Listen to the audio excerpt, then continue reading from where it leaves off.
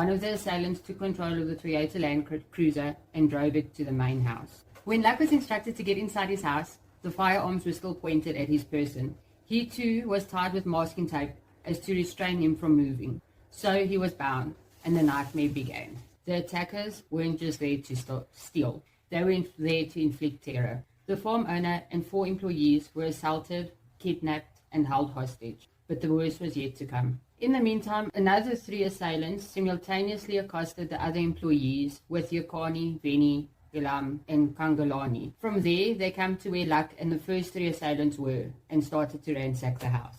One of the assailants kept an eye on the employees that were locked in another house and instructed them not to move. The assailants demanded safe keys. It is gleaned from Jalam's evidence that Luck was not in control of the safe keys and monies. His wife, Jackie Luck, which they refer to as Mama Jack, was. As a result, he knew nothing about the safe keys that were demanded from him. This then outraged the assailants, and they started to beat him up and torture him.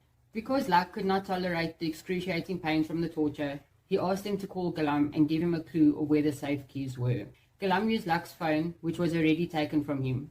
She phoned Mama Jack whilst under the guard of the robbers. While Galam was phoning Mama Jack, one of the robbers had a firearm pointed to her head. Galam politely asked for the keys from Mama Jack and pretended all was well at home. Mama Jack confirmed that the safe keys were in her possession. This also angered the assailants, and they continued to torture Luck.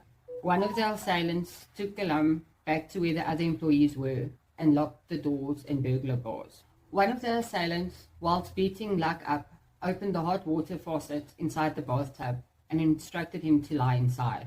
He did as he was instructed. The hot water started pouring at him whilst he was in lying position. They scalded Luck with boiling water, restrained him, and threatened to dismember him with a chainsaw. They placed a cloth over his mouth while he was submerged in scalding water in the bathtub. The burning of the hot water could not be tolerated. He swiftly removed the bath cap and some water was running down the drain. As he attempted to lift himself up to drain the water, one of the attackers pulled out a knife and pressed it painfully against his throat. The assailant threatened. His words were, "I'm going to slit this white man's throat, just like slitting a pig's throat in water." He then dared the attacker to proceed, basically begging him to end his life in order to escape the torture. But the knife was released and his face was again covered with a cloth, and the torture continued. This was not just a robbery, it was an act of calculated brutality and terrorism. As a result of the torture, Luck sustained multiple injuries, including cuts on his head from being struck with a firearm. There was widespread bruising on his chest, ribs, and other areas. He sustained facial swelling and discoloration.